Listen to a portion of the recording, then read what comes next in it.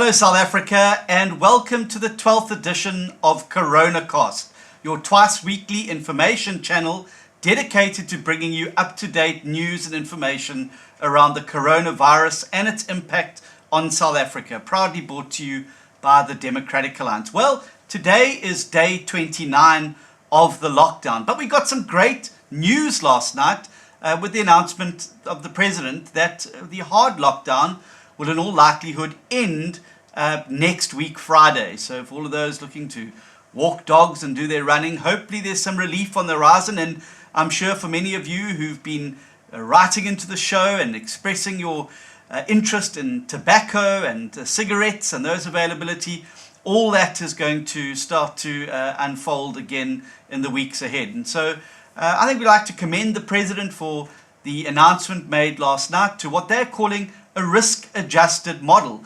For those of you who've been following Coronacast over the course of the last 2 weeks would know that the smart lockdown model is precisely the solution that we put on the table with the President and his team, using a phased approach to move through the lockdown and making sure that we protect both lives and livelihoods upon which so many South Africans are dependent.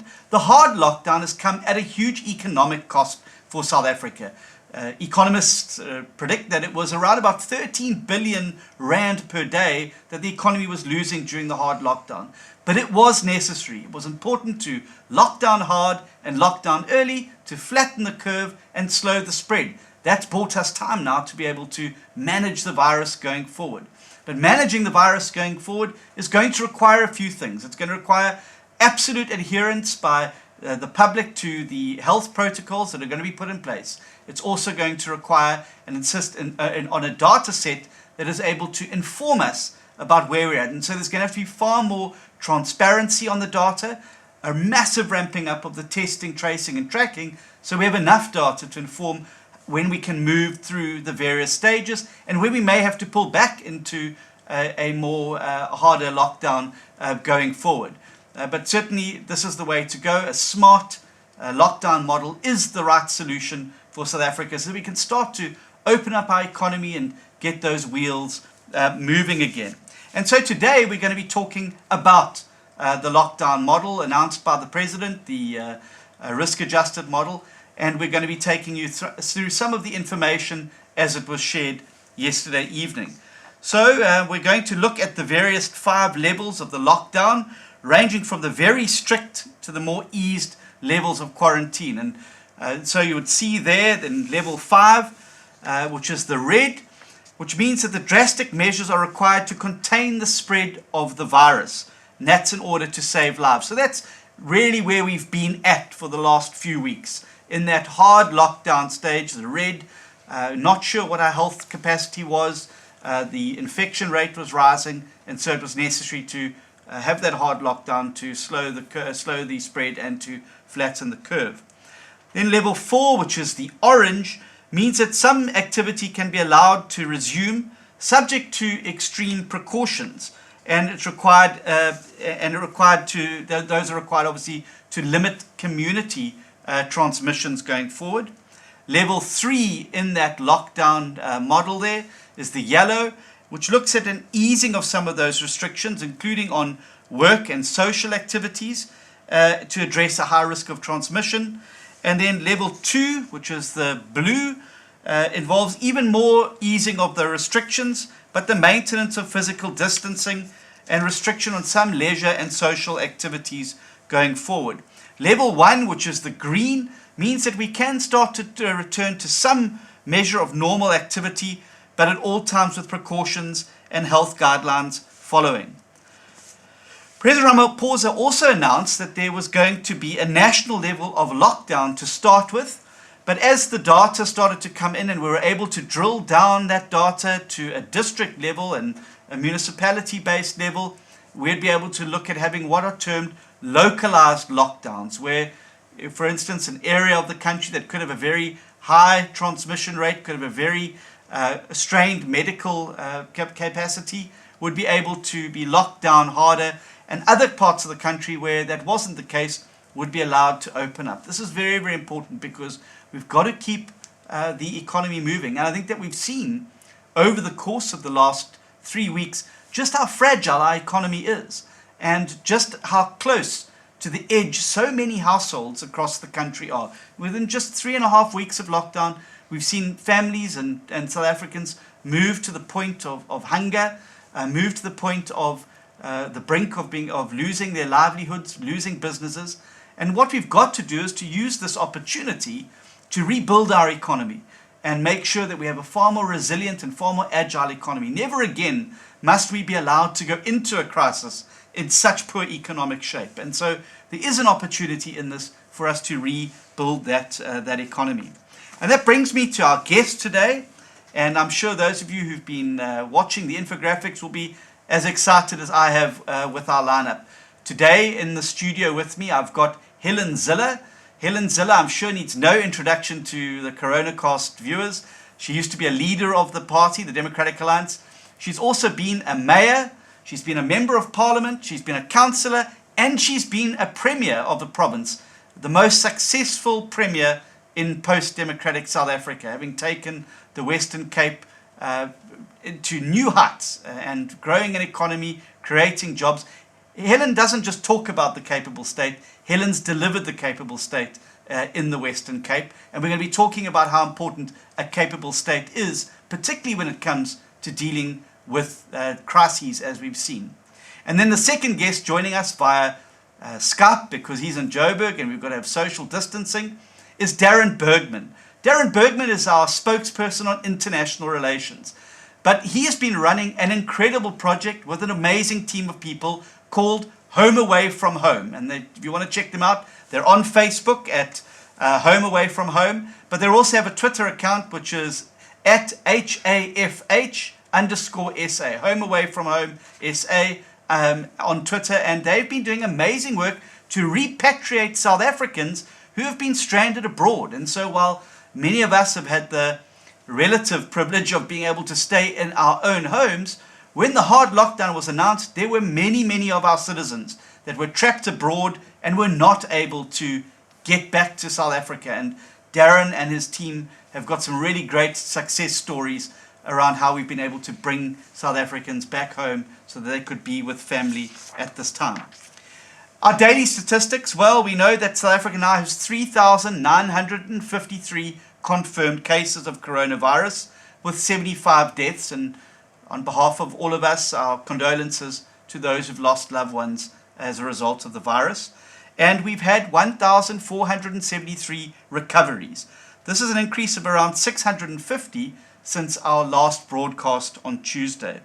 I want to just talk again about some of the health implications and what's going to be required going forward, because even from the red all the way to the green, there are going to be certain health protocols that are going to be with us for at least 18 to 24 months. And so if we want to stop the spread of the virus, we've got to get on top of those. And one of the big things, and I'm very glad the president did it last night, and he certainly brought a lot of attention to it, is masks and wearing masks in public. Now, those of you who've I've got a new mask. It was procured at a pharmacy. It's a cloth mask.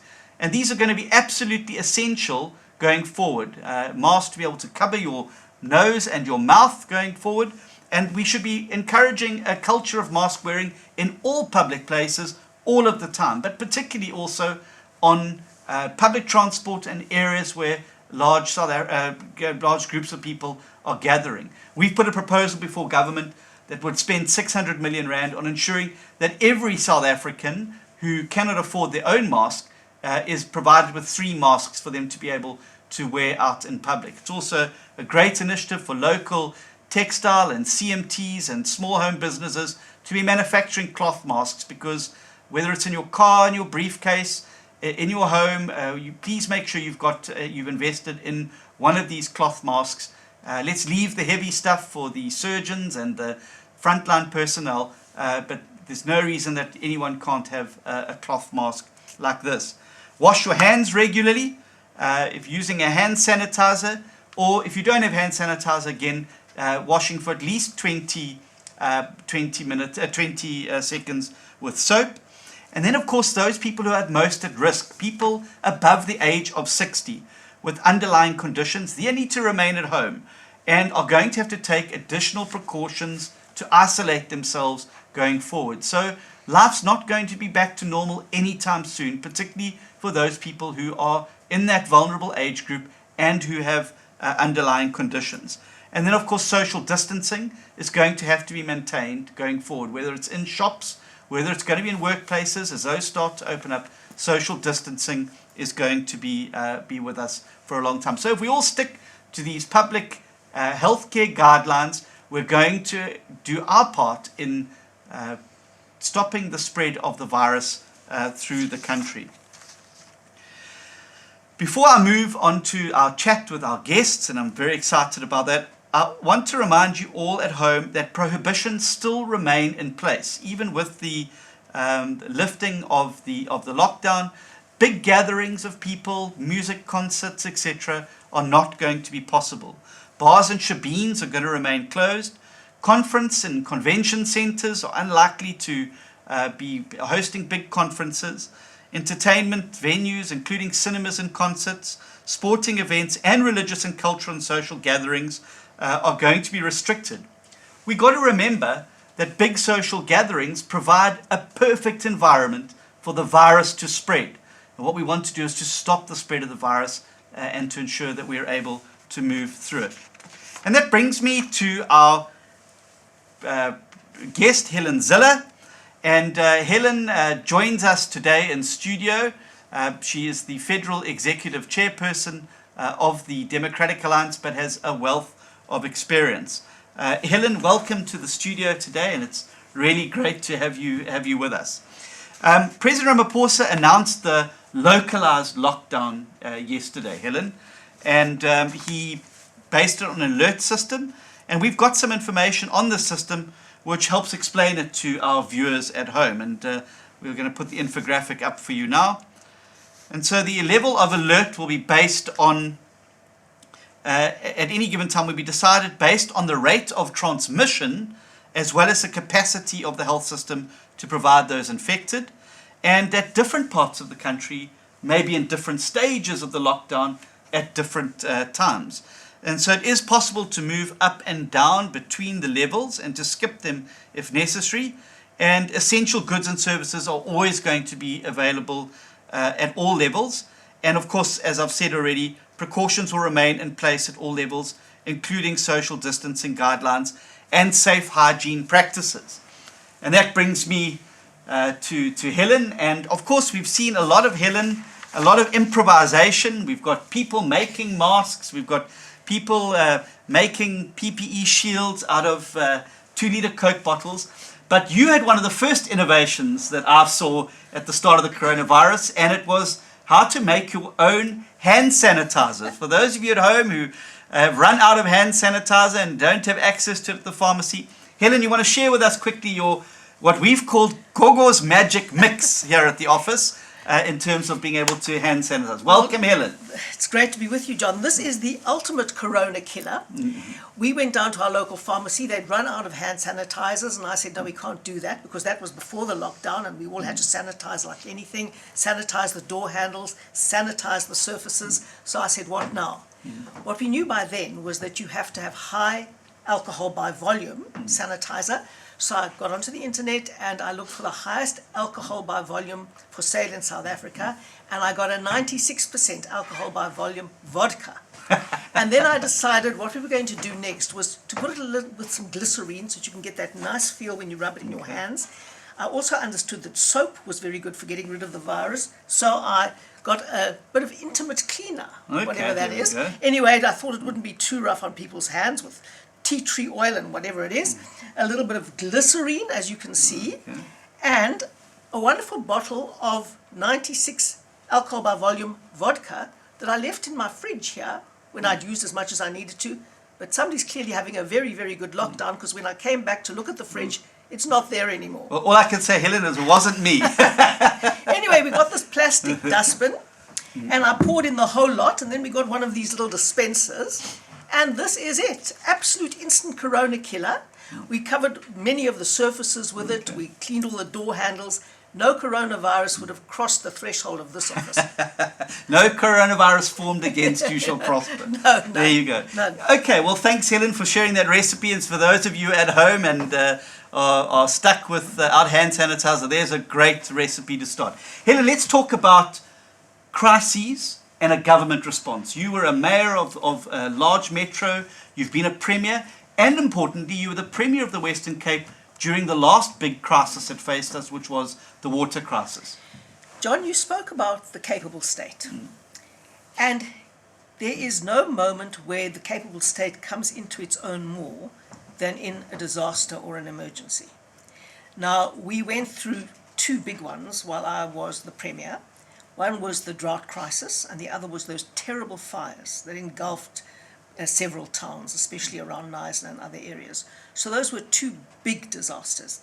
And in a moment like that, when you're really in charge of the ship, the capacity of the people around you tells like never before. A capable state is seen every single day, but it really comes to a point when you're managing a disaster. And in a disaster, you have to move quickly, you have to get good advice, you have to act on that advice, but there's no shortage of people telling you what to do. There are hundreds of people who know how to do your job much better than you do and who are always telling you exactly what they think you should do. Now, that's when you've got to know who to trust. And that is built up in the good times, not in the bad times. So in the bad times, you have to know instantly who to trust. And this is where the capable state comes into its own. Now, we're very lucky to see at national level, in this particular case, Dr. Karim. And he is clearly there as an epidemiologist, as the head of all of this in the background. And if we didn't have him, we'd be in a completely different place. But equally, at a provincial level, what the Western Cape has, par excellence, is a disaster team wat skrik vir niks. And you call the Joint Operations Centre immediately, the JOC, and you get all the work streams going, everything from health to social relief to education to the economy, every work stream. You get a key person to head it up, to drive it, and to make absolutely sure that all of those plans are actioned. And then you've got to know who to take advice from. Now, you can't go running around looking for people you trust in a disaster. And the people at the very top make it happen, and you've got to trust people. When you start your plan, you have to have the guts to see it through to the end. You can't chop and change halfway through. Yeah, absolutely. And I think that I think we've seen it at a national level, and I think that the president's decision to lock down early and lock down hard was the right decision to take. But obviously, he's realized through the enormous inputs we've been making into the process and listening to experts that a hard lockdown is not sustainable going forward. And so the smart lockdown makes sense. Do you want to talk about how we got to the smart lockdown and how important it is for political parties, particularly this time, to be keeping their thought patterns open and to keeping their eyes and ears open?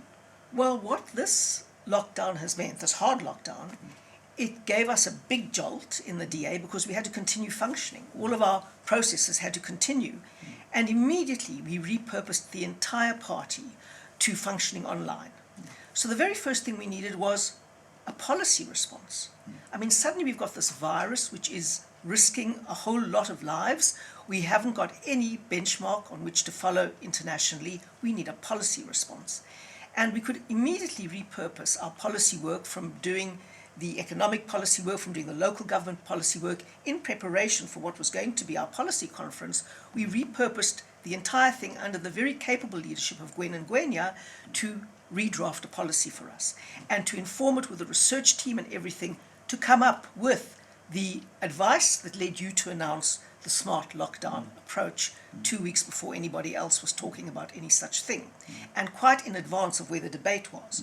So we could repurpose that entire platform. We've repurposed our polling. We've repurposed our market research. We've repurposed our communication. We've even repurposed our learning and development programs to go online. We are repurposing our plans for the policy conference. We are repurposing our plans for the National Congress, the Federal Congress, and our voting systems to get smart voting systems online. So suddenly we've become an online party. People talk about the fourth industrial revolution. We're living it. The DA is living So, it. I mean, look, there's a practical implication for political parties. Political parties, by their nature, require human interaction. And, as you know, we've got a Congress planned for later this year, where we were planning on bringing 2,500, 3,000 people into a venue. That's simply going to be very difficult to do, given these restrictions that we've seen in the short term. Absolutely. And at congresses, we don't only bring a lot of people together, we have complex debates. And we're a seriously democratic organization, so that people can get up and have very contrary views on the floor. Now, we are working with our brilliant IT people to formulate ways in which people can have in-depth and complex discussions online and vote on complex things online. I won't go into all of it now. I've also had a crash course in understanding this, and I must say the guys have been amazing in the way they've explained it to me, but it is possible. And we're going to first take baby steps. So, for example, on the 29th of May, we are going to first of all be holding a local government webinar. And we're going to be looking at all the priorities that we should have in our manifesto for next year's local government election. And that is going to be complex because there are going to be over 300 people participating. But we're going to have to work ways to ensure that everyone who wants to speak gets a chance to speak, that it's possible to chair this kind of discussion and possible to vote at the end of it. So that's going to be the first one. We're going to have another one, a big policy conference on economic justice and on our values and principles, and then the Congress. So it's one step after the other. Yeah, and I think that for me, it's been hugely valuable in terms of changing the way we think about workplaces and adapting to what is going to become the new normal. So ordinarily for a federal executive, you and I were on one this morning, Yes. Everyone would fly in from all over the country, they'd book into hotels, and we'd stay and have a meeting up in Joburg. With Zoom and other platforms now, people can participate from their home. I think it really will change the way the world works. Our federal head office is going to become a computer screen. And in many ways, we're going to cut our travel budget massively, which is obviously what we have to do for the foreseeable future. If there isn't a vaccine for this virus for 18 months, that's what we're going to have to do. But the one interesting thing is that we haven't been able to repurpose yet, which I think is important to put out there. That is our disciplinary processes. Being a very big organization, we have disciplinary processes that have to continue. And we haven't found a way to adjust due process totally online. Because being able to cross-examine or defend somebody or ask a defendant or an accuser questions, it's very difficult to do that online in the way that due legal process requires. So we're still working on that, but it's going to be very interesting. The one thing we're going to do for the first time in the coming weeks is to have a mayoral selection panel online, which is going to be another big first. Quite good. Okay, well, I mean, we've talked a bit about the DA's adapting its workplace. Let's just talk about the Western Cape. I mean, you were the Premier here before. Your whole political career has basically been based here. And we saw yesterday there was a sudden jump in the numbers in the Western Cape. And there's been a lot of misdiagnosis and misanalysis of that. Do you want to just talk us through why the numbers have jumped so substantially in the Western Cape? I definitely do, John. And I'd like to take one step back and go back to the President's hard lockdown. Now, a hard lockdown is not sustainable. You've got to lift it. The only purpose of a hard lockdown is to win time to prepare for the onslaught ahead. Now, the critical question is, what do you do to win time? The most important thing is to test. To test so that you can work out the rate of infection in your population and also, crucially, the rate of building up the antibodies, because many people get this disease and they don't show any symptoms at all. So you've got to be able to test to know when you're reaching the peak, to projections, to do your modeling and all of that. Now, the one thing that the Western Cape has really got right is this testing. They are doing 3 times, at least 3 or 4 times the amount of testing than any other province, as far as I'm aware. So I think Gauteng's done 13,000, we've done 50,000. Now, obviously, if you're testing more, you're picking up the people with antibodies, but critically, you're also picking up the people who are infected. And it would be very surprising if our numbers weren't rising because we're testing so much. So it's actually a function of an efficient system rather than a place which isn't controlling the spread of the virus. And let's contrast that with, we saw this week the National Minister of Health very concerned about the Eastern Cape and the low figures there. And clearly, I think it's exactly this whole dichotomy about yes, the more you test, the more cases you're going to find. Absolutely. The less you test, the less cases you're going to find. But the more you test, the better the data set is then to inform your decision making. In many instances in government, having a higher statistic does not necessarily mean you're worse. For example, if you have more arrests for crime, it doesn't necessarily mean you've got more crime. It means that you're running a more efficient oversight over your police system, for example. So it's critically important to understand what you're measuring and to compare apples with apples. But the one thing I learned in government, data, data, data. You have to be able to take decisions on evidence, and you've got to trust that evidence. And you must make absolutely sure that people can come to you with bad news. Because if you only want the good news, you will never get the right evidence and you will never get the right data, because everybody will be covering their asses in order to prevent you seeing things that you may not want to see. Yeah. And the people you trust the most are people who come and tell you the bad news, who give you the data as it is, because then you can take rational decisions. And that's what's going to be required here to make the smart lockdown move and work properly. Correct. Because there is a very good chance, and we've already seen a lot of the scientists and the epidemiologists telling us there could be a spike later in the year. It could come in in September. It could come in August. And so you need to be able to have that data to be able to manage how you move between those phases. Absolutely. It's data, data, data. If you don't have it, you're in trouble. And the Western Cape really does have it. But it's funny how the Western Cape often gets bashed for doing things well. I mean, we've been bashed very hard for the number of homeless people that have been accommodated off the streets, which we were supposed to do. And there's another really interesting statistic. In the Western Cape, there are 6,000 homeless people who've been catered for in numerous venues. It's a large number of venues, and in Gauteng there's half that number, and in eThekwini there's a third of that number. So the bottom line is, you've got to do the job, you've got to get the numbers, and you're going to attract the critics. What do you think the next few months look like for South Africa? And if you had one or two messages for viewers at home, what would those be to guide us over the next few months? Well, I would like to see a rational lockdown, but you need data for a rational lockdown. And you need to be plotting all of your cases on a GPS system to see where they are. But of course, a GPS system is useless if you're not picking up the cases. So you need that data and you need to be able to plot it. I would really urge a looser lockdown to enable supply chains to continue. And most particularly, I think it would be useful if national government put out a protocol for business, giving a guidelines of what a safe workspace looks like, what social distancing in the workplace looks like, what sanitizing and what face masking in a workplace looks like. Put it out there and allow various industries and businesses to adapt it to their circumstances, and then ask for mutual monitoring. Ask workers in those spaces to press an alert button anonymously, to phone a hotline or whatever that may be, to say our business is not adhering to it, and also vice versa, get the owners of those businesses to be able to monitor within parameters. Because you don't want government that's often less capable of doing all of these things, marching around with clipboards, opening and closing businesses on a one-by-one basis. We actually have to get back into economic activity soon, within guidelines, within protocols. Government must trust South Africans. We've shown that most of us can be trusted, and that businesses and employees can be trusted to monitor each other within a framework of a smart lockdown with protocols from national government.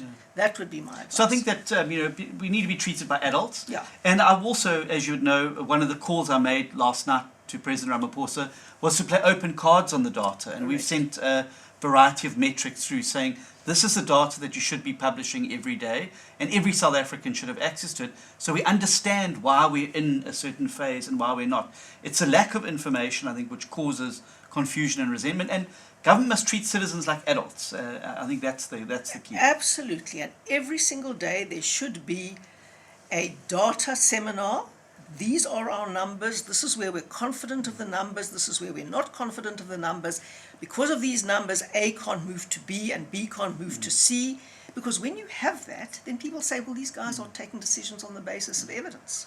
They're not just pulling it out their thumbs and being authoritarian and saying, impound this car and arrest this person without any evidence. Well, thanks. Well, let's bring Darren in. Darren, as you know, is our Shadow Minister of International Relations. And Darren, you've been running the Home Away from Home program.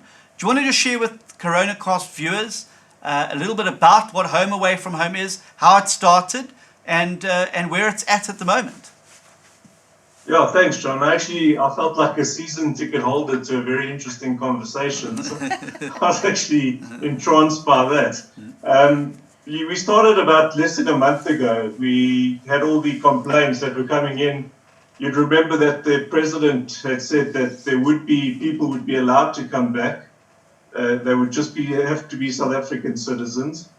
And then, of course, Minister Mbalula had said that obviously the airspace would definitely close.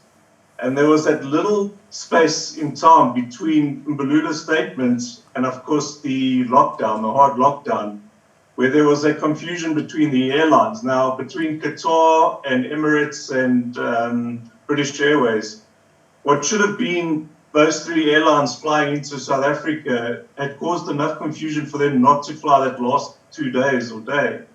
And that left about 200, 300 people at the airports in overseas. So we were just going to start a database and just track those 200 or 300 people and bring them back. And within 3 or 4 days, that database became 1,000 people. And within a week, that's 1,000 people became 3,000 people. And Darren, Darren, whereabout were these people? I mean, was it all over the world, or were there concentrated pockets?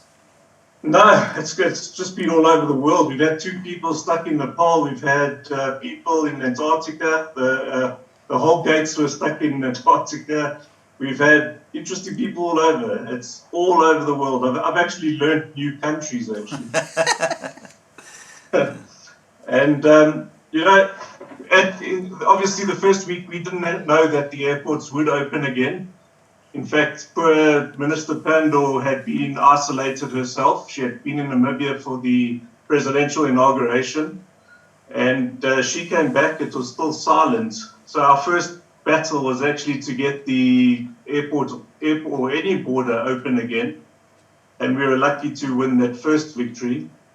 And since then, it's interesting. It's become a worldwide project in that we've actually got volunteers from all over the world working on this. Well, let's talk about the volunteers, Darren. How did you recruit the team? How many team members do you have? And what are their different functions? Well, it's quite interesting. John, this started as a political project. It was DA and DA abroad.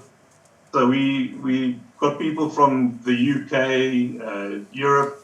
And then we realized that if we're going to get to a stage where we wanted to work with the minister and we wanted to work with Durko, we couldn't have a political agenda. And especially when you're trying to get people on an aeroplane, you're going to have people questioning, well, how did you get Mrs. Jones on and you didn't get so-and-so? It must have been because they weren't DA members. So we decided that we were going to go for an apolitical platform.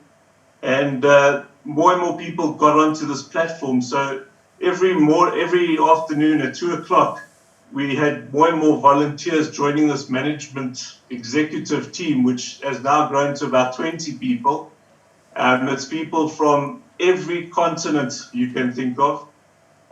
We got France, we've got Europe, we've got UK, without counting as 2 different continents again.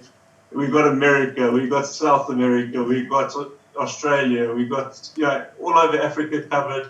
It's just amazing, it's just people all over wanting to help, and they're ex-South Africans themselves, just wanting to help South Africans come back. Okay. And Darren, I mean, you've had some heartbreaking stories as well, and a lot of people think it's great fun. Well, I got trapped overseas. Not so much fun when your money's running out, your accommodation, and I know you've had some really, really heartrending stories. Do you want to share some of those with us and the viewers? Yeah, sure. Every time you think you've heard the worst, another one comes along. So, of course, you've had all the usual ones with the running out of medication, the running out of food, the running out of shelter. So we've got a 19-year-old that's been stuck in Argentina. We've got a couple that have a 3-month-old baby that don't have food. In Thailand, there's another one with they had their last meal on Friday. Their parents in South Africa have sent their last 10 Rand, well, it was last 1,500 Rand converted. Now, an interesting one, we've always said that we wouldn't fundraise because just once you start collecting rands and cents, you have to start acting like judge and jury. But what happened last Monday was in Mauritius, a father was told that his 8-year-old son had passed away. Well, he had just turned 9 years old 2 months before. And he had just been informed that his 9-year-old son had passed away from an undescribed illness. He had not been sick at all. They had taken him that night with a diarrhea to hospital. They had started testing him. The doctor had him in a Pretoria hospital in ICU. Well, the doctor was actually waiting for him to go into an ICU. They'd wanted to just take him into, obviously we know that the ICU beds are, you can't just go into any ICU as a child. And unfortunately, the poor child passed away. The mother had to go into a hospital the next morning. The grandmother's in hospital now from a horrible fall. She couldn't take what's been happening. And the sister was given to a neighbor because the father is in Mauritius. Now, there was no way, this father's been in Mauritius, hasn't seen his family for weeks. And they phoned us and said, well, someone in Mauritius phoned us and said, is there no way we could get this father from Mauritius to South Africa? Now, the only way to do that is to fund a whole flight. And, people have been amazing. We said we couldn't fund it, but people were saying, look, we're willing to fly back. We're willing to buy a ticket, organize us an airline. And from different people just wanting to be involved, we have managed to get 2 different organizations, the Papkowitz Foundation in Namibia and their charity, the Give Today, which is totally separate from what we're trying to achieve under Home Away from Home. So we're working with 2 different foundations outside of the foundation. We come together. We don't have to play judge or jury anymore because we've got a whole airline that's going to repatriate everyone.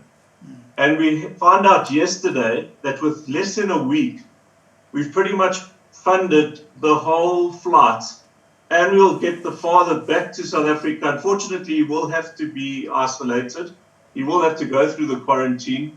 But there's so many other spin-offs to the story. There's medication, much needed medication going to Mauritius. There's much needed N95 masks going to Mauritius. So just with one successful story, one heartening story, there's so many other spin-offs. And of course, what happened was I said to the father, look, I don't want to be crass about it, but I really want to do something for your son because I just feel, without even knowing him, I just feel there's something special about your son. Now you can see in the background how much I love airplanes. The wife sent me a picture of her son, not knowing that what I was up to. And here's this picture of a beautiful boy, 9-year-old boy, playing with his present that he just got 2 months ago. And it's this present of a radio-controlled aeroplane. So we're naming this charter after him, and it's called the Max Class Charter. Now, I tell you can't get it any more magical than that. I said to the father, but why did you buy him an aeroplane? And the father says, because he's always wanted to fly. So now this story has spread all over Mauritius, has now spread all over London, and has now spread up into SA People magazine all over Europe, has got over 20,000 hits, is now giving Max Klaus, the late Max Klaus, the wings to fly. Oh, and we did it. What a great story. I really think that was just a hair-raising story. Absolutely, Darren, and it's great to hear. Darren, how many South Africans have been brought home through the Home Away from Home project? Do you have a count on that? Yeah, it was quite weird. Minister Pandor announced initially with the first press conference, she said that there were 1,481 people. And when we looked at our database, that's the exact number we had on our database.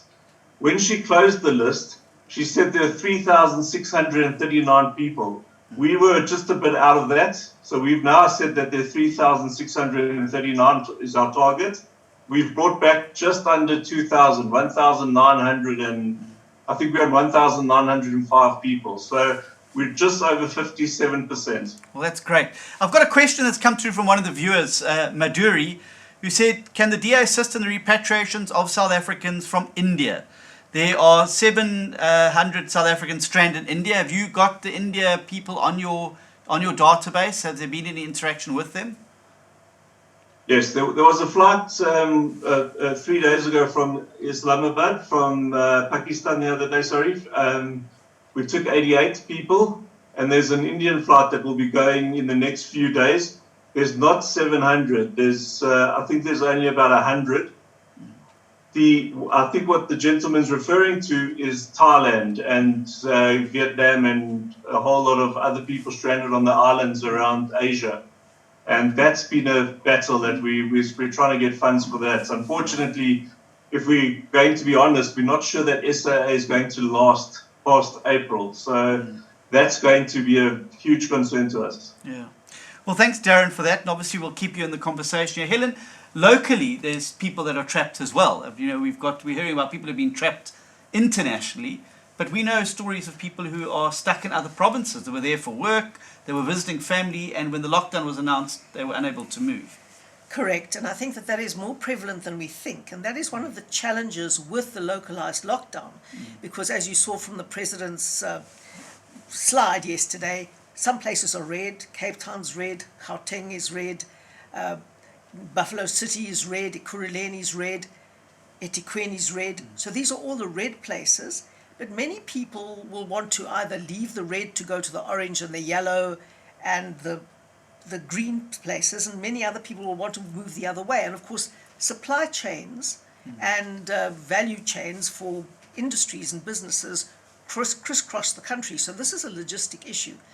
I think it would make a lot of sense to say you're allowed to move home if moving to home means that you're going from a green or a yellow or an orange zone into a red zone.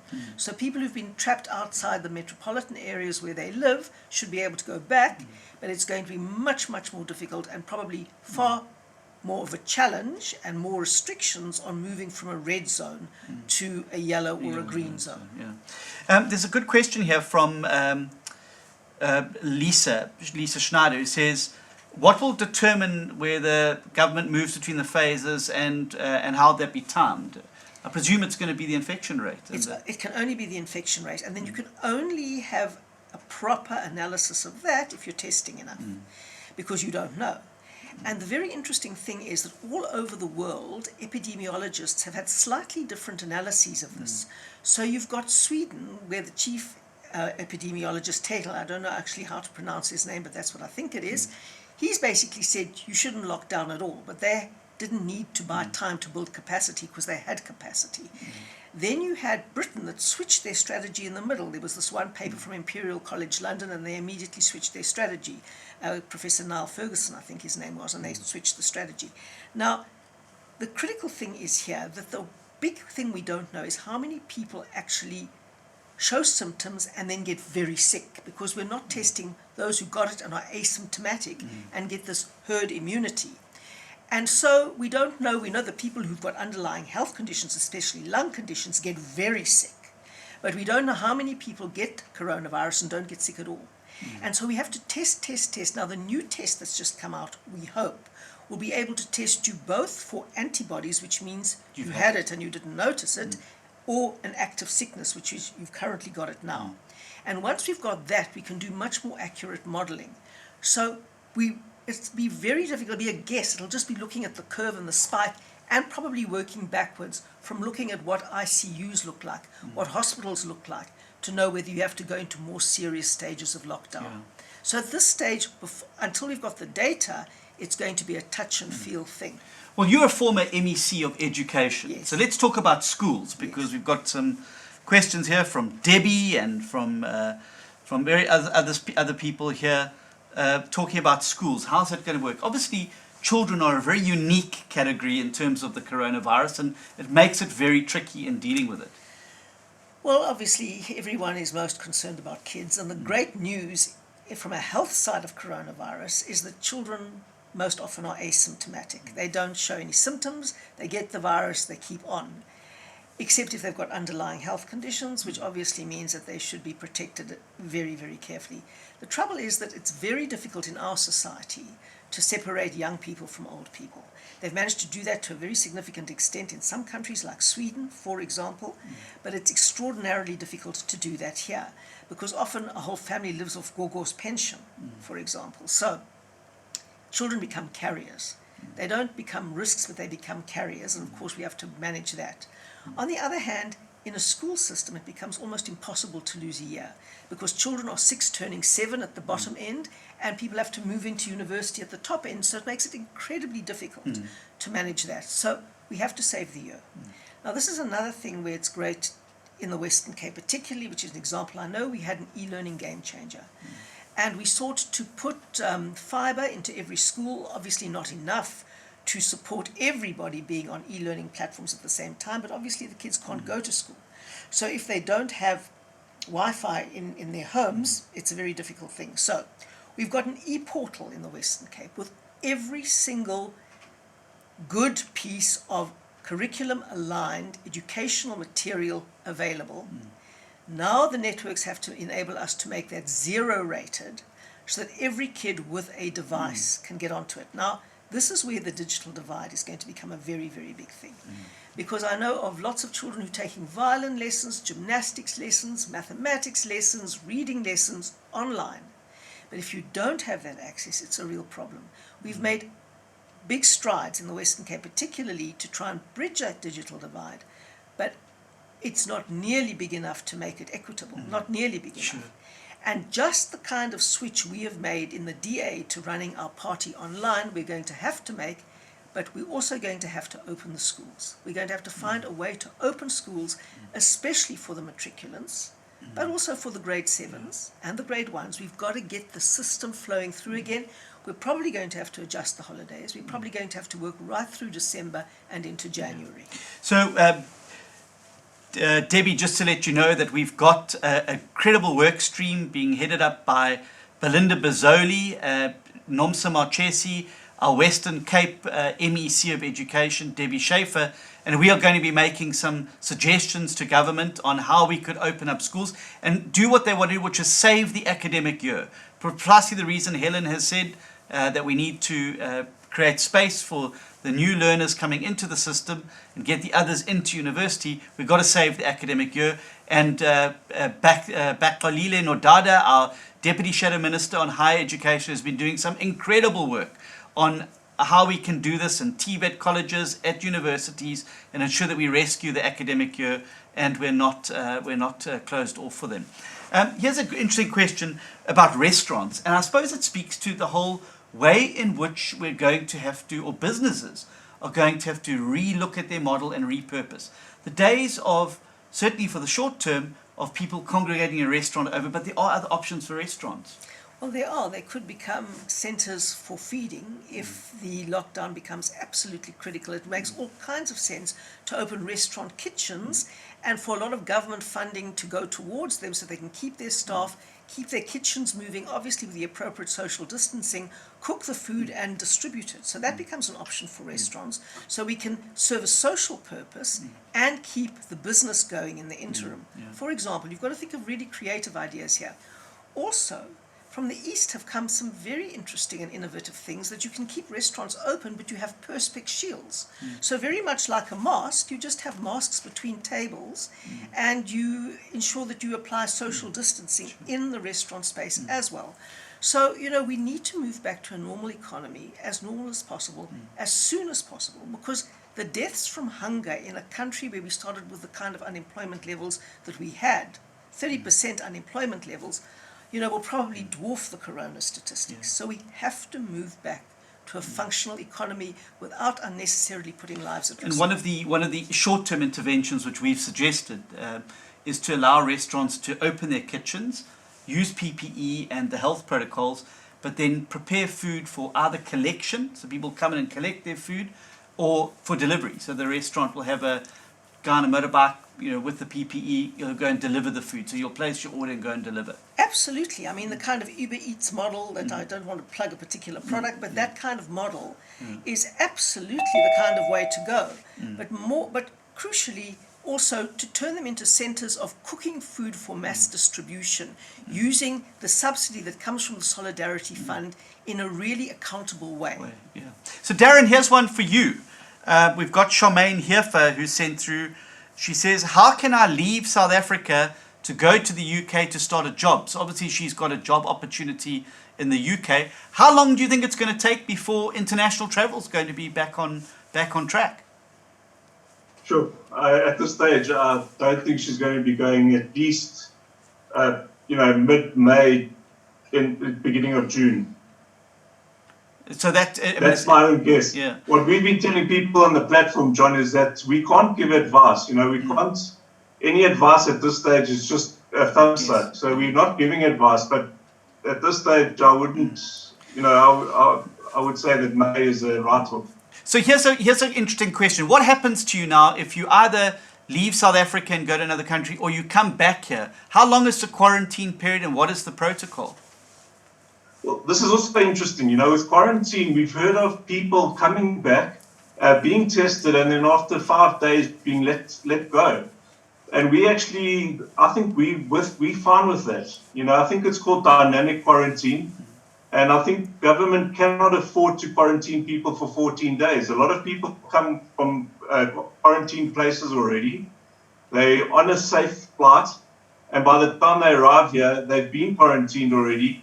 It costs government money, a lot of money to quarantine them. So we should actually let them self-quarantine at home. Yeah. Tests cost a lot of money as well. Yeah. So Timothy's got a very interesting question here, Helen. He says here, do you think this crisis has shown the public that all political parties have in fact the ability to work together? And do you think we will return to what was going on before the pandemic? I definitely think we've seen a shift away from the sort of confrontational politics to a more collaborative approach. And certainly that's what we've been trying to do to make sure that at the end of this crisis, we can hand on heart tell South Africa that during its time of need, we gave South Africa of our best. Well, I hope the DA can always say that because, we have put an enormous effort into good ideas and into trying to govern well where we govern. And there's no limit on the transmission of good ideas. What we critically need in South Africa is we can't condemn an idea because of the source of where it comes from. And we certainly can't condemn a good idea, for example, or a necessary step when the president makes it. That's immature politics. What you have to do is give credit where credit is due and to say when a good move has been made. But equally, from the president's side, and I'm delighted to see that happening, the president and his team and his command council have looked at our ideas and said, no, these are really good ideas, and taken them on board. Now, that is mature politics. That is bipartisan politics. And I hope it will be a precursor to judging ideas on their value, not the people that they come from and not the label that is stuck to them. Yeah. If this corona crisis can mean that South Africa moves to that level of mature politics, hallelujah. Yeah. I must say, I've really enjoyed the interaction. And, I think kudos to the president for creating the platform for parties to put their ideas. But, I'm really proud of what we've been able to put on the table. And it's been really gratifying to see how many of the suggestions and solutions, whether it's using SARS to pay out the TERS and the UIF, whether it's topping up the child support grants and the grant system as a way to get immediate relief. I think these are all ideas that have been adopted, and I've really enjoyed this becoming a platform to share ideas. And I think South Africa is going to need it. I think we've got some choppy water ahead of us from an economic perspective, and I think it's now going to require the best of us to come to the table to put ideas. Well, absolutely. And, for me in the DA, I've always known that we're the party of really good ideas. But to see it come together in such a concentrated way in the crisis shadow cabinet that you've pulled together, all of our meetings online, and all of the portfolios feeding in their plans, both for dealing with the immediate crisis in every work stream and then rebuilding the economy afterwards, has been amazing. The way it's been packaged has been extraordinary. But the thing that's taken me really by surprise is the way that the national government has accepted it. Well, I think it's a mature politics. Well, Helen and Darren, thank you for joining us on Coronacast today. Thanks for making the time. I know you're both very busy doing your various projects and keeping things on the road. And Helen doing her Gogo's magic mix, which I'm sure has given inspiration there. But thank you for sharing your time with us and the Coronacast viewers today. It's been great having you both on the show. It's been wonderful. Thanks, John. Thank you. Well, folks, that's all we've got time for this week. I know it's been a bit longer, but I think we've had a lot to traverse and two very interesting guests. Don't forget to join us next Tuesday for the next broadcast of the Coronacast. Obviously, then a lot more of the details will have been fleshed out, and we'll have an opportunity to share those for you. Remember as well that you can send through any questions that you have that you may want answered, or suggestions for the type of areas you'd like to see us covering so that we are meeting your needs and filling that information gap. And that's at coronavirus@da.org.za. That's one word, coronavirus@da.org.za. Remember as well, we are running a very informative website, and that is got all the information package that you need. If you've missed something on the show, you've heard something on the show and you didn't have time to get your pen down, to jot it down, we put up frequently asked questions. We have a lot of our shadow ministers and the shadow cabinet that are interacting with people, and that's at www.da.org.za/defeating coronavirus. One word, defeating coronavirus. Remember as well, we've got a information line where you can report abuse by the security services. We've seen as well this week an announcement that we're going to massively ramp up the number of security personnel on there, and we're awaiting some key questions to be answered there from the presidency. The largest call-up in post-democratic South Africa. So we're going to have to keep an eye on ensuring that civil liberties are protected. Remember, that line is 067 977 9324. That's a WhatsApp line. Please join up on the channel there. Share any of your information that you need help with there. And also, if there's any other generalized queries, we've opened up that line for that. And so that's it for this week, folks. We look forward to seeing you next week. To all of our Muslim Coronacast viewers, we wish you a very, very happy Ramadan. Starts tomorrow. May it be a blessed time for you and your families, and may peace be upon you at this auspicious time in your religious calendar.